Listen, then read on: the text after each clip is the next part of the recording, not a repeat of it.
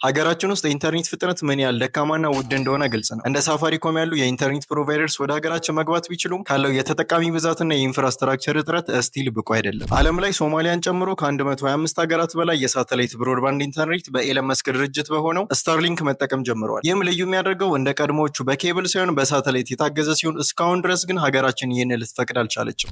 ስታርሊንክ ከ7000 በላይ የሆኑ ሳተላይቶችን በመጠቀም ከፍተኛ ፍጥነት ያለው ኢንተርኔት በዓለም ዙሪያ ይሰጣል። ፍጥነቱንም ከጠየቃችሁኝ ከ50 እስከ 250 ሜጋቢትስ ይደርሳል። ይህም ለጌመሮችና ከከተማ ውጭ ላሉ ስፍራዎች ተመራጭ ከመሆኑም በላይ ክፍያውን በብር ሲተመን በወር ከ4000 ጀምሮ እስከ 8000 ይደርሳል። ይሄ የኢንተርኔት ፕሮቫይደር በ16 የአፍሪካ ሀገራት ፍቃድ አግኝቶ መስራት ቢጀምርም የሀገራችን ዋነኛው የገቢ ምንጭ ቴሌ እንደመሆኑ መጠን ይህ የውጭ ሀገር ፕሮቫይደር ወደ ሀገራችን እንዳይገባ የሚያግደው ሲሆን በተጨማሪም ሀገራችን አዲስ ቴክኖሎጂን የመቀበል ፍጥነቷ በጣም የዘገመ ስለሆነ ምናልባትም ለጥቂት ዓመታት ያህል ስታርሊንክን በሀገራችን ላናየው እንችላለን። ስታርሊንክ ወደ ኢትዮጵያ ከመጣ ከፍተኛ ፍጥነት ያለው የኢንተርኔት አገልግሎት ከከተማዎች አልፎ በገጠራማ ክፍሎችም ተደራሽነት ይኖረዋል። ነገር ግን አሁን ያለው ፖሊሲ እስከሚቀየር ድረስ መጠበቅ ነው። ምን ያህሎቻችሁ አሁን የምትጠቀሙትን ትታችሁ ወደ ስታርሊንክ ትዞራላችሁ?